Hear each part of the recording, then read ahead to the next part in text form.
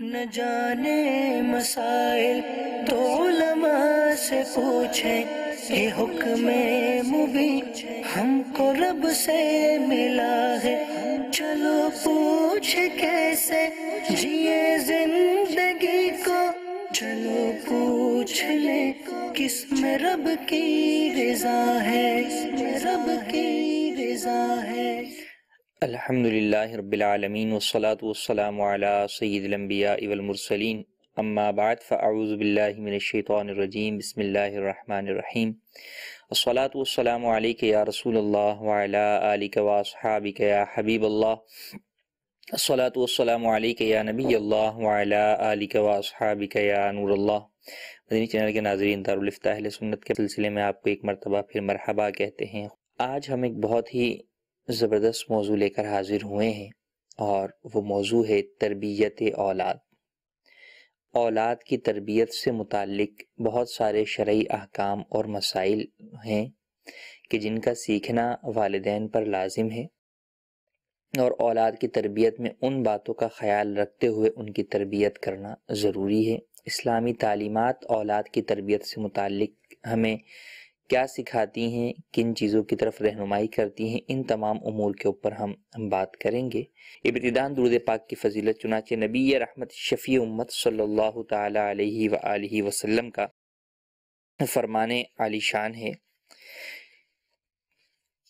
ارشاد فرمایا کہ بروز قیامت لوگوں میں سے میرے قریب تر وہ ہوگا جس نے دنیا میں مجھ پر زیادہ درود پاک پڑھے ہوں گے۔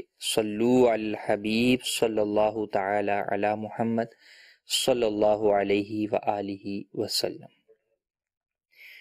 نبی کریم صلی اللہ تعالی علیہ وآلہ وسلم نے جہاں انسانیت میں بہت سارے لوگوں کے وہ حقوق بیان فرمائے جو کہ زمانہ جاہلیت میں جن حقوق کی پرواہ نہیں کی جاتی تھی، جن میں عورتوں کے حقوق ہیں، غلاموں کے حقوق ہیں، وہیں والدین پر اولاد کے حقوق بھی ہیں۔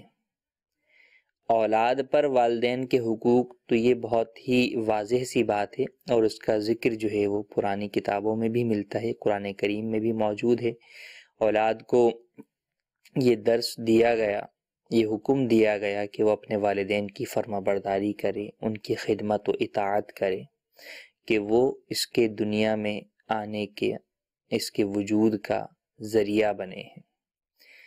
لیکن اولاد تو جب سمجھدار ہوتی ہے، پھر اس کے اوپر یہ وقت آتا ہے کہ وہ اپنے والدین کے حقوق ادا کرے، وہ اپنے والدین کی خدمت کرے، ان کی اطاعت کرے۔ جبکہ والدین اولاد کے وجود میں آنے کے وقت باشعور ہوتے ہیں، سمجھدار ہوتے ہیں، اس وقت ان پر بہت سارے وہ حقوق اور ذمہ داریاں عائد ہوتی ہیں کہ جو اولاد کے اعتبار سے ہوتی ہیں۔ اور در حقیقت جو والدین اپنی اولاد کے حقوق ادا کرتے ہیں اور صحیح معنوں میں جو دین نے حقوق بتائے ہیں انہیں ادا کرتے ہیں، تو جب اولاد بڑی ہوتی ہے اور والدین بڑھاپے کی طرف جاتے ہیں تو وہ اولاد پھر اپنے والدین کے حقوق بھی ادا کرتی ہے۔ کیوں؟ کیونکہ والدین کے حقوق میں ایک بہت ہی اہم جو حق ہے وہ ہے اولاد کی تربیت۔ اولاد کی تربیت اگر والدین اچھے طریقے سے کریں گے تو وہی تربیت کا نتیجہ والدین کو اپنے بڑھاپے میں یا اپنی جو ہے وہ ادھیڑ عمر میں وہ والدین کی جانب سے حسن سلوک کی صورت میں ملے گا۔ لیکن اگر اولاد کی تربیت ہی دینی نہ ہوئی تو ایسی صورت کے اندر پھر یہ دیکھا گیا ہے کہ اولاد والدین کے حقوق ادا نہیں کرتی، اولاد والدین کے ساتھ حسن سلوک نہیں کرتی، ان کی خدمت نہیں کرتی۔ تو بہرحال بنیادی چیز یہ ہے کہ ہم اپنی اولاد کی تربیت دین کے بتائے ہوئے اصولوں کے مطابق کریں۔ اولاد کی تربیت تو دیکھا جائے تو چاہتے نہ چاہتے ہوئے بھی ہر کوئی کسی نہ کسی طریقے سے کر ہی رہا ہوتا ہے۔ کسی کی یہ فکر ہوتی ہے کہ میں اولاد کی ایسے تربیت کروں کہ کل کو بڑا ہو کر یہ زیادہ کمانے والا بن جائے، یا میرا نام روشن کرنے والا بن جائے، یا اور دیگر جو ہے وہ مقاصد ہوتے ہیں۔ یہ سارے مقاصد انسان کو ان نیتوں کے بغیر بھی حاصل ہو سکتے ہیں، جبکہ وہ مقصد ان چیزوں کو نہ بنائے، بلکہ مقصد یہ بنائے کہ میں معاشرے کے اندر ایک اچھا فرد چاہتا ہوں جو کہ میرے معاشرے کے اندر بھلائی اور بہتری لے کر آئے، جو کہ دوسروں کا خیال کرنے والا ہو، دوسروں کے حقوق کا ادا کرنے والا ہو۔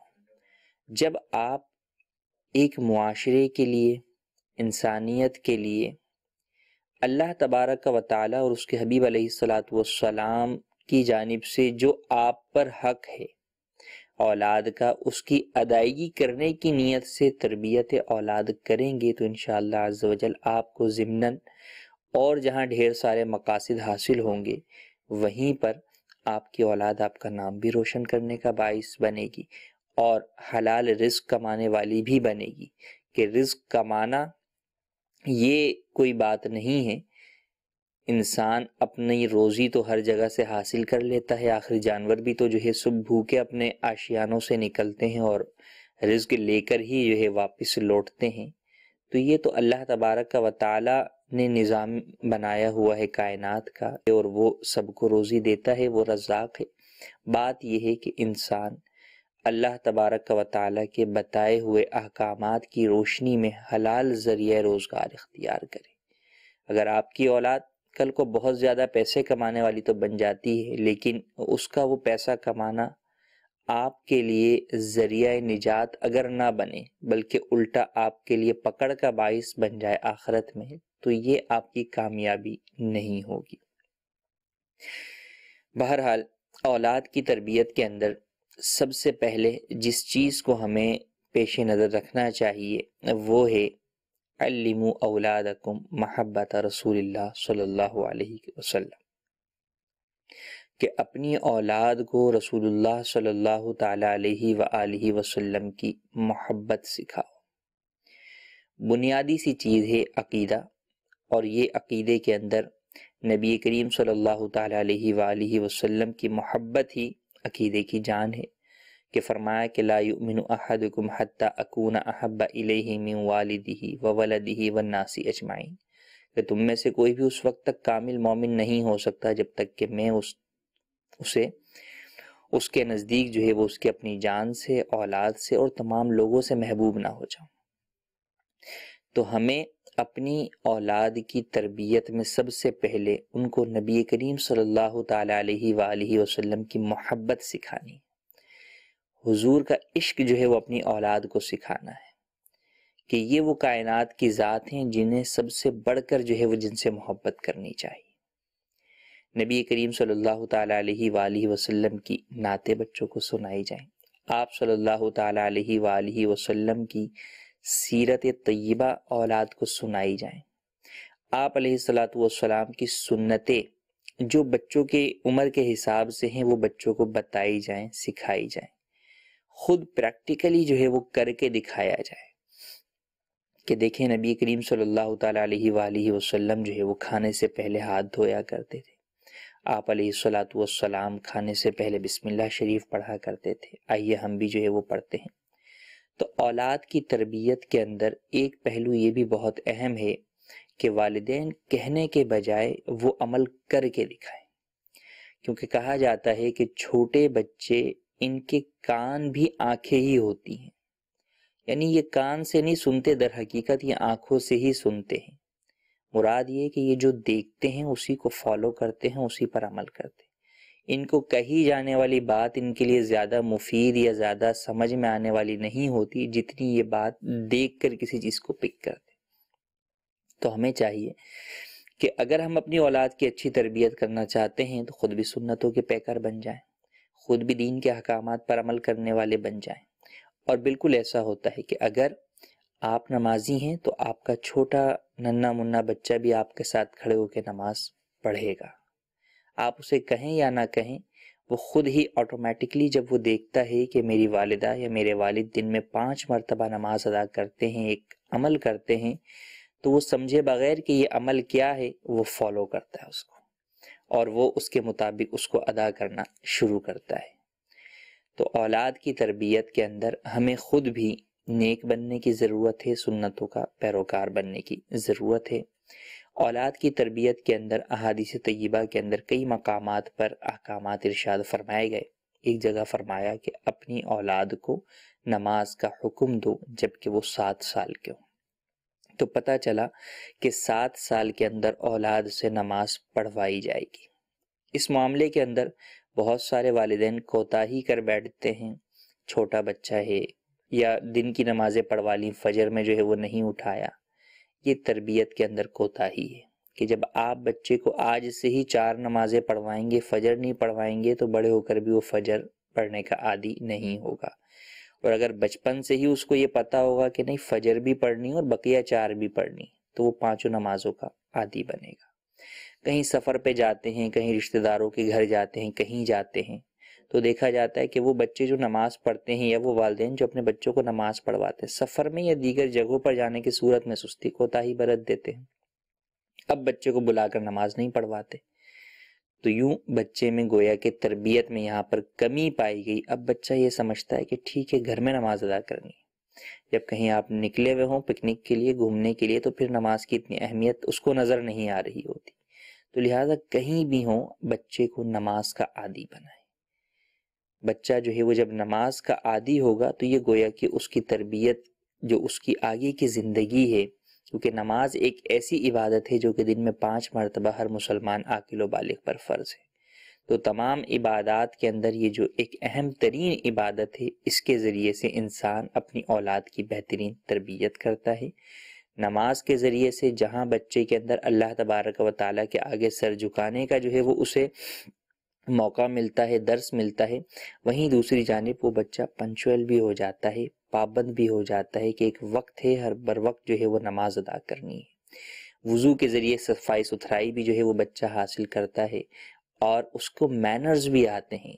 جب دنیا میں جو دنیا اور آخرت کی جو سب سے بڑی بارگاہ ہے رب تعالیٰ کی بارگاہ، جب اس میں کھڑا ہونا اسے آتا ہے، اس میں احسن انداز میں وہ کھڑا ہوتا ہے، کھجاتا نہیں ہے، ان سب چیزوں سے جب آپ اسے منع کریں گے، جب وہ نماز پڑھے گا، آپ دیکھیں گے کہ بچہ ان چیزوں کے اندر مبتلا ہے، تو اب آپ نماز کے بعد احسن انداز میں سمجھائیں کہ بیٹا جب آپ نماز میں کھڑے ہوئے ہیں تو اب آپ کھجائیں نہیں، ادھر ادھر دیکھیں نہیں۔ یہ چیز اس کو سکھائے گی کہ دنیا کے اندر بھی جب کسی کے پاس جانا ہے، کسی بڑے سے ملاقات کرنی ہے، تو پرسکون انداز میں اس کے ساتھ بیٹھ کر گفتگو کرنی ہے، ادھر ادھر دیکھنا نہیں ہے، اپنے جسم کے ساتھ کھیلنا یا کھجانا نہیں ہے۔ تو الغرض نماز اور بہت ساری چیزوں کے اندر بھی ہمارے بچے کو ڈیولپ کرتی ہے، اور اس کے بہت ساری چیزوں کے اندر، اس کی زندگی کے معاملات کے اندر اسے ایک بہترین جو ہے وہ نمونہ بناتی ہے۔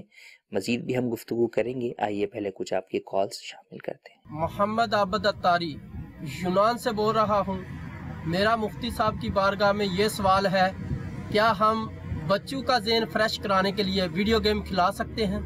تربیت اولاد کے حوالے سے یہ بھی ایک بہت اہم ہے کہ اولاد کو، بچوں کو ہم کیا کھیلنے کے لیے دیں۔ بچے کھیلتے ہیں، اور بچوں کا کھیلنا معمولی بہت چھوٹی موٹی چیزیں، اس طرح کی چیزیں، ناجائز کھیلوں سے بچتے ہوئے کچھ ایسی ایکٹیویٹیز میں ان کا مبتلا ہونا، یہ ان کی صحت کے لیے بھی جو ہے وہ بہتر ہوتا ہے۔ لیکن فی زمانہ بچوں کو تفریح کے نام پر یا والدین اپنے سر پہ سے ٹالنے کے نام پر کہ یار یہ میرا بیٹھ کے یہاں پہ دماغ کھاتا رہے گا، یا جو ہے وہ یہ مجھے جو ہے وہ تنگ کرتا رہے گا، میں فلاں کام کے اندر مصروف ہوں، یا خود بھی فضول کام میں ہی مصروف ہیں، باتوں میں لگے ہیں، تو اب میں عورتیں جو ہے وہ اپنی سہیلیوں کے ساتھ، مرد اپنے دوستوں کے ساتھ، تو یار اب یہ بچے بیچ میں کیا کر رہے ہیں، چلو ان کو کسی کام میں لگا دو، ان کو گیم لگا کے دے دو، ان کو کارٹون لگا کر دے دو۔ یہ ایک بہت زیادہ کامن سی چیز پائی جا رہی ہے۔ اچھا پہلے زمانے میں تو جناب جو ہے وہ ٹی وی کی صورت میں ہی جو ہے وہ تھا کارٹون یا جو ہے وہ گیم کا سلسلہ، اب تو موبائل، ٹیبلیٹ، الغرض ہر چیز کے اوپر موجود ہے۔ تو یوں بچوں کو موبائل جیب سے نکالا اور دے دیا کہ چلیں آپ جو ہے وہ گیم کھیلنے، ہم ادھر باتیں کر رہے ہیں یا ہم اپنا ادھر یہ کام کر رہے ہیں۔ تو یہ وہ چیزیں ہیں جو کہ تربیت کے بجائے بچے کی شخصیت کو ڈیمیج کر دیتی ہیں، بچے کو والدین سے دور کر دیتی ہیں۔ پھر فی زمانہ یہ بات ہر مسلمان کے ہی علم میں ہے کہ کارٹون ہوں یا گیمز ہوں، ان میں ناجائز چیزیں ہوتی ہیں۔ موسیقی ایک ایسی کامن سی بات ہوتی ہے کہ ان میں ہوتی ہے، اچھا ہو سکتا ہے بعض لوگ کہیں کہ جناب ہم جو ہے وہ والیوم جو ہے وہ میوٹ کر کے جو ہے وہ اپنے بچوں کو کھیلنے کے لیے دیتے ہیں. نمبر 1 ایسا ہوتا نہیں ہے، وہ تو بچے کھول لیتے ہیں کیونکہ بچوں کو آوازوں سے بھی بڑا جو ہے وہ لگاؤ ہوتا ہے. نمبر 2 یہ کہ گیم کے اندر جو تصاویر ہوتی ہیں بے پردہ مرد و عورتوں کی تصاویر ہوتی ہیں. نمبر 3 یہ کہ اس کے اندر جو چیز سکھائی جاتی ہے، مار دھاڑ کئی گیموں کے اندر ہوتی ہے، شوٹنگ گیمز بھی ہوتے ہیں، کار ریسنگ کے گیم ہیں تو ان کے اندر بھی جناب ریس لگا کر جو ہے وہ ایک دوسرے کی کار کو ٹکر مارنا، اس طرح کی چیزیں ہیں جو کہ بچے میں اچھی خود صفات کو پیدا نہیں کرتی بلکہ بری صفات کو ڈیولپ کرتی ہیں. بچہ مار دھاڑ کا عادی ہوتا ہے، اسے خوش ہوتا ہے، اس کو یہ چیز اچھی لگتی ہے، جو چیز وہ گیم میں دیکھتا ہے وہی پھر اپنی زندگی میں بھی وہ کرنا چاہتا ہے، اور یہ چیز اس کی شخصیت کو تباہ کر دیتی ہے. پھر جو اس کے اپنے طبی نقصان ہیں کہ گیم کی وجہ سے آنکھوں کا جو ہے وہ کی بینائی کا کم ہونا یا سر درد ہونا یا دیگر بیماریاں وہ اس سے جدا ہیں. تو بہرحال اولاً تو سوال کا جواب یہ کہ ویڈیو گیم جو ہے وہ کھیلنا، اپنے بچوں کو اس طرح کھیلنے کے لیے دینا یہ جائز نہیں ہے. اب بچہ نابالغ ہے تو اس پر گناہ کا حکم نہیں ہے، لیکن اگر کوئی گناہ کی چیز والدین دے رہے ہیں یا کوئی بھی بڑا بالغ شخص انہیں دے رہا ہے تو اس صورت میں بچہ تو گناہ گار نہیں ہوگا لیکن دینے والا ضرور گناہ گار ہوگا.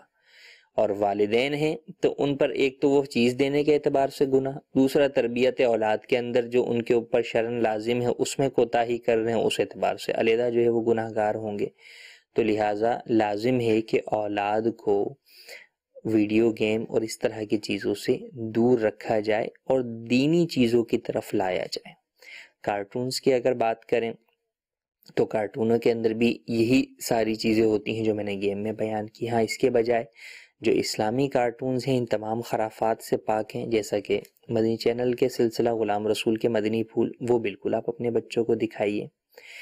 اسی طریقے سے اگر کوئی ایسا جو ہے وہ پزل ٹائپ کا ہے کہ جس کے اندر بچہ دینی معلومات سیکھ رہا ہے، لائک ذہنی آزمائش مدنی چینل کا مقبول عام سلسلہ ہے، اس کی اپلیکیشن ہے، اس کے اندر بچے جو ہے وہ سوال جواب کے ذریعے سے، پزلز کے ذریعے سے جو ہے وہ اس کے راؤنڈ جو ہے وہ پار کرتے ہیں. تو یہ ایک چیز ہے کہ بچوں کی ذہنی اعتبار سے بھی جو ہے وہ سطح بلند ہو رہی ہے، ان کے علم میں بھی اضافہ ہو رہا ہے، انہیں پتہ چل رہا ہے کہ اسلامی تاریخ کا یہ پہلو یہ ہے. نبی کریم صلی اللہ تعالیٰ علیہ وسلم نے اتنے غزوات میں شرکت کی، غزوہ اسے کہتے ہیں، اس چیز کو یہ کہتے ہیں. تو اس سے بچے کے اندر دینی معلومات کا بھی اضافہ ہو رہا ہے. تو ان چیزوں کی طرف بچوں کو لایا جائے، چاہے جائے کہ بچوں کو گناہ بھری چیزوں کی طرف لے جایا جائے یا ان چیزوں کی طرف لے جایا جائے جو کہ ان کے وقت کے ضیاع کا باعث ہیں اور اس کا نتیجے کے طور پر کوئی بھی چیز ان کو حاصل نہیں ہوتی، بس ایک ٹائم پاس ہوتا ہے جو کہ ٹائم پاس ہو جاتا ہے. جی مزید کالز. ظہیر احمد اتاری ٹنڈا محمد خان سے عرض کر رہا ہوں. میرا دارالفتہ اہل سنت میں سوال ہے کہ کوئی غیر مسلم سلام کرے تو کیا جواب دینا چاہیے؟ جی مزید کال. میں وقار اتاری بات کر رہا ہوں باب المدینہ کراچی سے. میرا سوال یہ ہے کہ 2 انگوٹھیاں پہن کر نماز ہو جاتی ہے یا نہیں؟ جی مزید کال. میرا سوال یہ ہے کہ جو اہل کتاب ہیں ان سے شادی جائز ہے، اس کے بارے میں بھی جواب دے دیجیے، اور ان سے کھانا پینا بھی جائز ہے برائے مہربانی. جی پہلا سوال یہ کہ غیر مسلم کی جانب سے اگر سلام کیا جائے تو انہیں کیا جواب دیا جائے. بیرون ملک میں رہنے والوں کو یہ جو ہے وہ چیز درپیش آتی ہے کہ ویسے تو غیر مسلم جو ہے وہ سلام مسلمانوں والا نہیں کرتے، وہ اپنی جو ہے وہ الفاظ جو ہے وہ کہتے ہیں، گڈ مارننگ اور اس طرح کے دیگر افراد. لیکن اگر بہرحال اگر وہ سلام کرے تو اس کو جواب میں فقط وعلیکم کہا جائے گا. نبی کریم صلی اللہ تعالیٰ علیہ وآلہ وسلم نے یہی درس دیا. سیدہ عائشہ صدیقہ کی روایت ہے، اس میں یہی فرمایا کہ تم انہیں وعلیکم کہو. تو لہذا فقط وعلیکم جو ہے وہ انہیں کہہ دیا جائے، پورا سلام کا جواب نہ دیا جائے. نمبر 2 انگوٹھی پہن کر نماز پڑھنا کیسا؟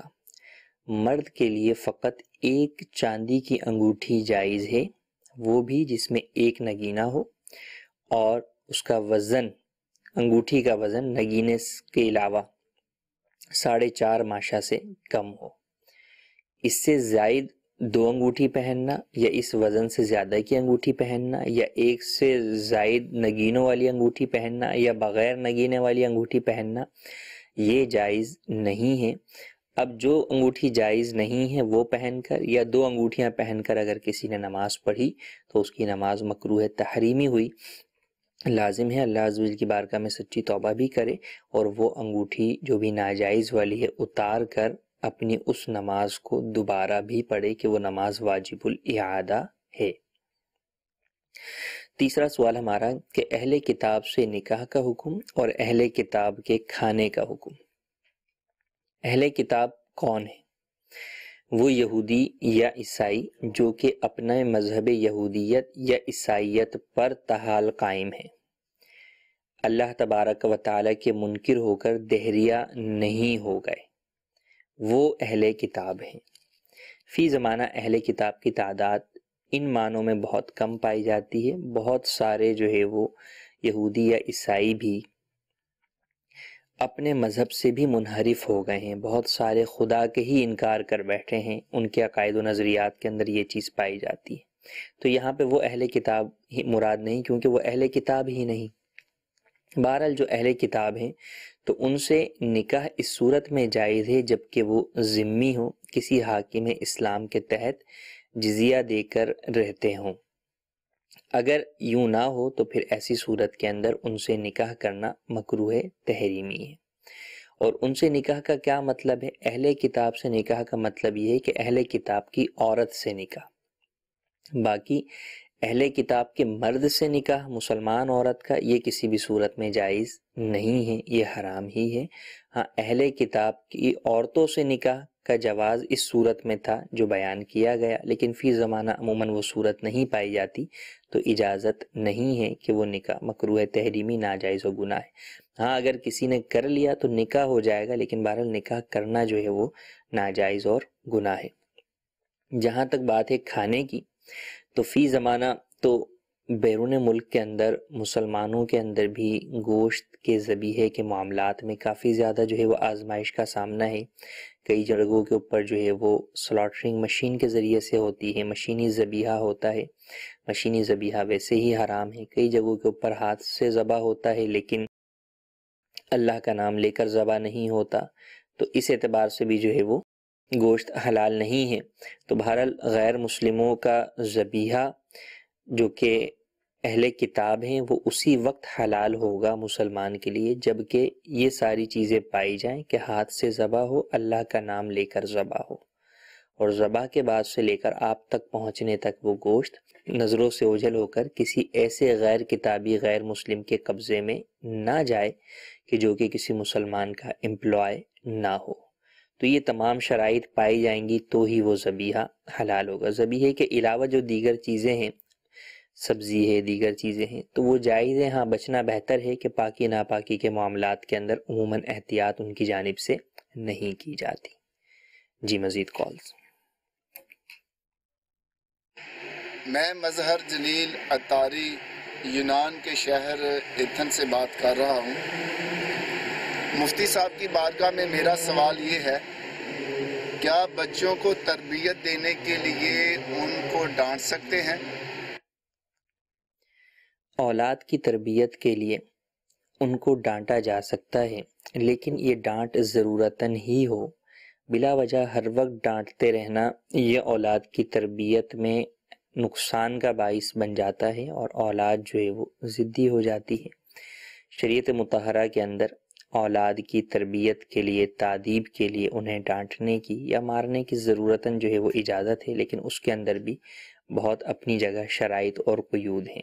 سب سے آسان طریقہ یہی ہے کہ چھوٹے بچے ہوتے ہیں، پھول جیسے ہوتے ہیں، ان کو آسان انداز کے اندر سمجھایا جائے اور ان کو معاف کرنے کا ذہن دیا جائے کہ آپ ان کی غلطیوں پر انہیں معاف کریں، سمجھائیں ضرور تاکہ غلطی کا بھی انہیں پتہ چلے کہ یہ غلطی ہے، لیکن اس کے بعد یہ کہ چلے میں نے آپ کو اس غلطی پر معاف کر دیا، آپ آئندہ نہیں کیجیے گا۔ تو اس کا فائدہ یہ ہوتا ہے کہ بچوں کے اندر بھی یہ صفت پیدا ہوتی ہے کہ اگر کوئی ان کے ساتھ غلط کرتا ہے، کوئی ان کو مارتا ہے یا جناب کسی نے ان کی کوئی چیز توڑ دی، کچھ نقصان کر دیا، تو ان میں بھی معاف کرنے کا وہ درس ہوگا، انہیں بھی اس چیز کی بات کا حوصلہ ہوگا کہ جناب ہاں ہمیں معاف کرنے کا درس ملا ہے، والد صاحب ہر غلطی سے معاف کر دیتے ہیں، ہمیں بھی درگزر سے کام لینا چاہیے۔ اگرچہ بچے اپنے ہونے والے نقصان کو معاف کرنے کے اہل نہیں ہوتے جب تک کہ وہ بالغ نہ ہوں، لیکن یہ وہ بچپن کی وہ صفات ہوتی ہیں جو آگے بڑے ہونے تک پائی جاتی ہیں، اور انسان جو ہے وہ ان ہی صفات کے اوپر عموماً زندگی کے اندر آگے عمل کر رہا ہوتا ہے۔ تو ڈانٹ بھی سکتے ہیں، ہاں یہی ہے کہ ڈانٹ کم سے کم ہو، احسن انداز میں تفہیم زیادہ سے زیادہ ہو۔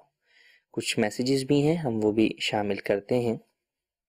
ایک سوال یہ ہے کہ حرمین شریفین میں چھوٹے بچے کو ڈائپر پہنا کر لے جا سکتے ہیں یا نہیں؟ مسجد شریف کے اندر، چاہے وہ مسجد الحرام ہے، مسجد نبوی ہے یا کوئی بھی مسجد ہے، اس میں نجاست لے جانا یہ بھی جائز نہیں ہے۔ لہذا چھوٹے بچے کو اولاً تو یہی صورت اختیار کی جائے کہ کوئی شخص جو ہے وہ باہر لے کر ہی جو ہے وہ بیٹھے، یا ہوٹل میں بیٹھے یا مسجد کی حدود سے باہر جو خالی صحن ہوتے ہیں وہاں لے کر بیٹھے، اور دوسرا جو ہے وہ عمرہ کر لے، جب دوسرا فارغ ہو جائے تو پھر پہلا عمرہ کرے اور دوسرا بچے کو سنبھال لے۔ اور اگر یہ ممکن نہ ہو تو پھر اس صورت کے اندر بچے کو قضائے حاجت وغیرہ سے فارغ کروا کر پیمپر باندھا جائے اور پھر جو ہے وہ مسجد میں لے جائیں۔ اور جب ایک والدین کو پتہ ہوتا ہے کہ یہ بچہ اتنی دیر کے اندر دوبارہ جو ہے وہ نجاست کرتا ہے، تو اس ٹائم پیریڈ سے پہلے ہی بچے کو دوبارہ مسجد سے باہر لے کر آ جائے، اور پھر اس کو جو ہے وہ قضائے حاجت وغیرہ سے فارغ کروا دیں، پھر جو ہے صاف ستھرا پیمپر لے کر چلے جائیں۔ یہ نہ ہو کہ پیمپر کے اندر نجاست ہو اور وہی لے کر جو ہے وہ گھوم رہے ہوں، اس کی اجازت نہیں ہے۔ ایک سوال یہ ہے، عورت یا مرد موزے پہن کر نماز پڑھ سکتے ہیں؟ جی ہاں، عورت یا مرد موزے پہن کر نماز پڑھ سکتے ہیں، اس میں کوئی حرج نہیں ہے۔ اگر شوہر اپنی بیوی کو اس کی بہن سے نہ ملنے دے، نہ اس کے گھر جانے دے، جب کوئی شرعی عذر بھی نہ ہو، تو بیوی کے لیے کیا حکم ہوگا؟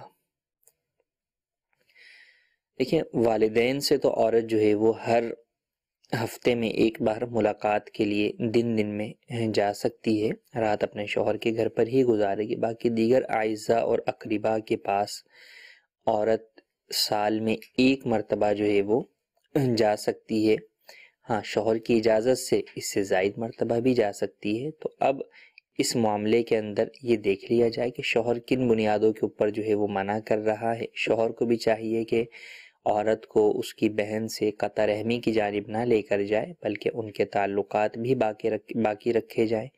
باقی کن وجوہات کی بنا پہ منع کیا جا رہا ہے، وہ چیزیں سامنے آنے کے بعد ہی مزید جواب دیا جا سکتا ہے۔ اس کے لیے دارالفتاء اہل سنت فون پر رابطہ کریں۔ ایک سوال یہ ہے ہمارے پاس کہ قرآن کی قسم لی جاتی ہے کہ یہ کام کرنا ہے اور وہ کام نہیں کیا جاتا، اس کا کفارہ کیا ہوگا؟ کسی کے اوپر قرآن کی قسم دے دینا کہ تم پر قرآن کی قسم ہے تم یہ کام کرو، تو اس سے تو قسم لازم نہیں ہوتی۔ ہاں اگر کوئی شخص خود اٹھائے کہ میں قرآن کی قسم کھاتا ہوں کہ میں یہ کام کروں گا، اب اگر وہ کام نہیں کرتا تو اس صورت میں اس پر قسم کا کفارہ لازم ہوگا، جو کہ 10 مسکینوں کو 2 وقت کا کھانا کھلانا ہے یا 10 مسکینوں کو کپڑے پہنانا ہے۔ جی کالز دیجیے۔ حضرت میں نے پوچھنا یہ تھا کہ کچھ ٹائم پہلے مجھے 5000 کا نوٹ کہیں پڑا ملا، وہ کافی دن میں نے اپنے پاس ہی رکھا کہ اگر کسی کا ہو تو وہ میں ان کو لوٹا دوں، لیکن ایسا کوئی بھی اس کا لینے والا کوئی نہیں آیا، تو تقریباً 1-1.5 مہینہ میں نے اپنے پاس ہی رکھا، لیکن جب کوئی بھی اس کا مالک نہیں آیا تو میں نے کچھ پیسے اور اپنی جیب سے ملا کر تقریباً 5000 وہ اور 6-7 ہزار میں نے اپنی جیب سے ملا کر سولر والا ایک ایئر کولر اور ایک سولر کی پلیٹ مطلب لے کے مکمل یہ دونوں چیزیں وہ میں نے کسی غریب کو دے دی، تو کیا ایسا عمل میرا کرنا جائز ہے یا نہیں؟ جی مزید کال۔ میں اکبر علی اتاری ہند دہلی سے عرض کر رہا ہوں، میرا سوال عرض ہے، کنیت رکھنا سنت ہے، کیا غیر شادی شدہ مرد عورت کنیت رکھ سکتے ہیں؟ اور جن کے کوئی اولاد نہ ہوئی ہو وہ بھی کنیت رکھ سکتے ہیں؟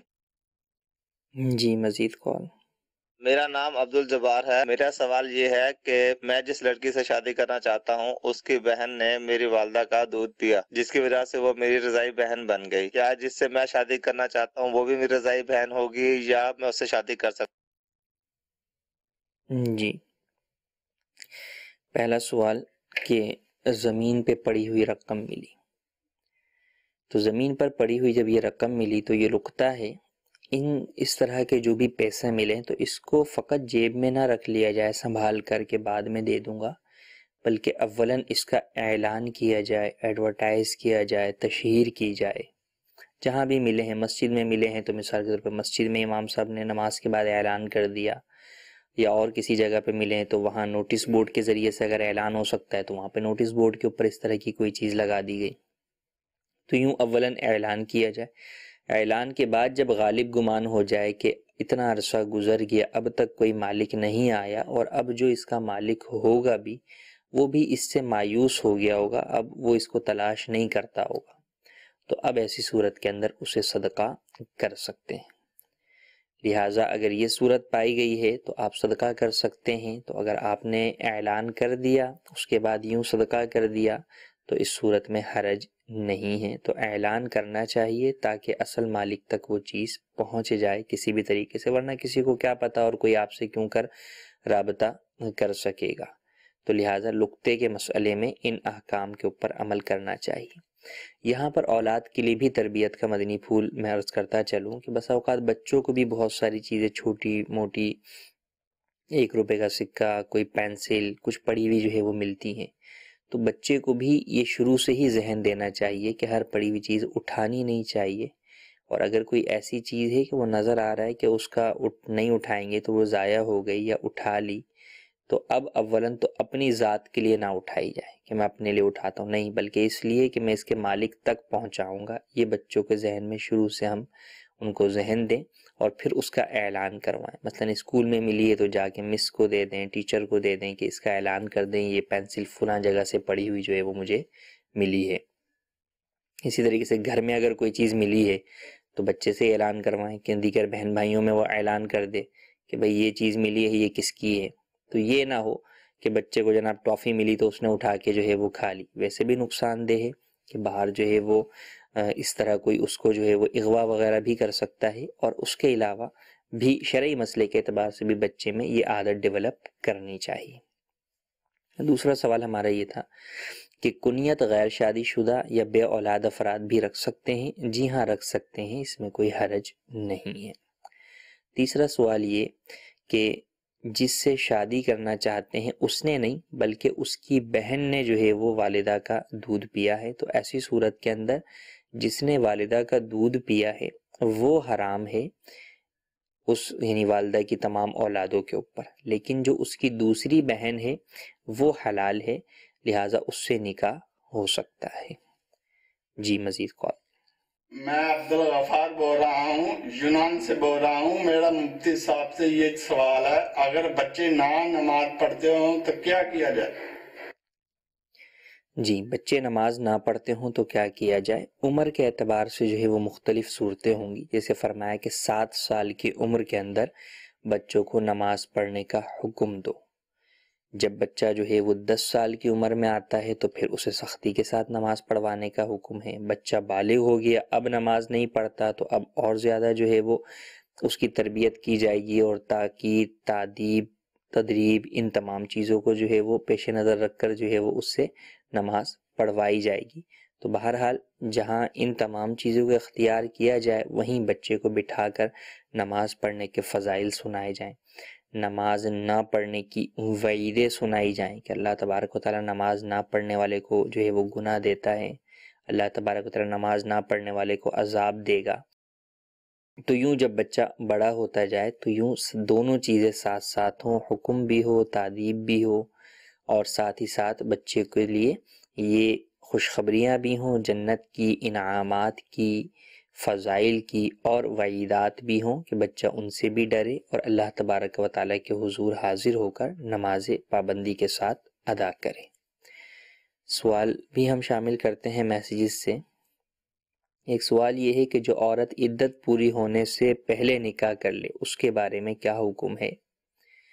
عدت میں نکاح کرنا حرام ہے، جان بوجھ کر نکاح کیا کہ شوہر کو معلوم تھا کہ یہ عورت عدت میں ہے اور پھر اس نے نکاح کیا تو یہ نکاح باطل ہے، سرے سے ہوا ہی نہیں۔ اور اگر شوہر کو نہیں معلوم تھا کہ یہ عورت عدت میں ہے بلکہ وہ عدت کے علاوہ سمجھ کر اس نے نکاح کیا تو ایسی صورت کے اندر نکاح فاسد ہے، اس نکاح کو بھی ختم کیا جائے اور عدت گزرنے کے بعد جو ہے وہ دوبارہ جو ہے وہ نکاح کیا جائے۔ ایک اور سوال یہ ہے کہ پہلی وائف کو طلاق دے دی تو کیا اس کی چھوٹی بہن سے نکاح ہو سکتا ہے؟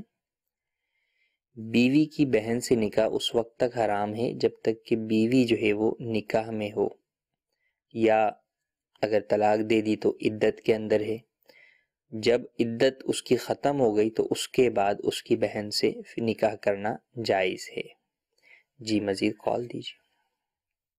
بھائی جان میرا آپ سے ایک سوال ہے، میں نے قرآن پاک پہ ہاتھ رکھ کے بات کی تھی میں آج کے بعد یہ کام نہیں کروں گا، اور پھر بھی مجھ سے دوبارہ وہ کام ہو گیا، اس کے بارے میں کیا کچھ کرنا چاہیے، کیا حساب ہے، تھوڑا بتائیے۔ جی مزید کال۔ سوال یہ ہے کہ بغیر وضو سے ٹچ موبائل پر قرآن پاک پڑھ سکتے ہیں؟ براہ کرم جواب ارشاد فرمائیں۔ جی پہلا سوال یہ کہ قرآن کریم پر ہاتھ رکھ کر جو ہے وہ کسی چیز کے بارے میں یہ کہا کہ میں یہ کام نہیں کروں گا۔ اب اس میں دو چیزیں ہیں، ایک تو یہ کہ قرآن کریم پہ ہاتھ رکھ کر یا بغیر ہاتھ رکھے بھی یہ کہا قرآن کی قسم کھاتا ہوں، اگر یہ ہے تو پھر قسم لازم ہو گئی اور وہ کام کر لیا تو قسم کا کفارہ لازم ہوگا، جو کہ 10 مسکینوں کو 2 وقت کا کھانا کھلانا یا 10 مسکینوں کو کپڑے پہنانا ہے۔ اور اگر قسم نہیں کھائی، بس فقط قرآن پہ ہاتھ رکھ کر کہا کہ یہ کام نہیں کروں گا، تو ایسی صورت کے اندر یہ شرعی اعتبار سے قسم نہیں ہوگی جب تک کہ یہ نہ کہا ہو کہ قرآن کی قسم یا یہ نہ کہا ہو کہ قسم کھاتا ہوں۔ دوسرا سوال یہ تھا کہ موبائل اسکرین کے اوپر جو ہے وہ بغیر وضو قرآن کریم جو ہے وہ پڑھنا کیسا ہے؟ تو ٹچ اسکرین پر جو قرآن کریم کے حروف ظاہر ہو رہے ہیں انہیں بغیر وضو چھونا منع ہے، انہیں باوضو ہی چھوا جائے، یہی جو ہے وہ ادب کے زیادہ مطابق اور موافق ہے، لہٰذا باوضو ہی جو ہے وہ ان حروف کو چھوا جائے، بغیر وضو چھونے سے اجتناب کیا جائے، بچا جائے۔ اللہ تبارک و تعالیٰ سے دعا ہے کہ آج کے سلسلے میں ہم نے جو احکامات سیکھے ہیں انہیں پر عمل کرنے کی توفیق عطا فرمائے، اولاد کی کما حقہ دینی خطوط پر جو ہے وہ تربیت کرنے کی توفیق عطا فرمائے، اور ہمیں دیگر احکام جو سیکھے ہیں انہیں آگے لوگوں تک بھی پہنچانے کی توفیق عطا فرمائے، آمین بجاہ النبی الامین۔ صلو علی الحبیب صلی اللہ تعالی علی محمد صلی اللہ علیہ وآلہ وسلم۔ نہ جانے مسائل تو علماء سے پوچھیں، یہ حکم مبین ہم کو رب سے ملا ہے، چلو پوچھ کیسے جیے زندگی کو، چلو پوچھ لے کس میں رب کی رضا ہے، رب کی رضا ہے۔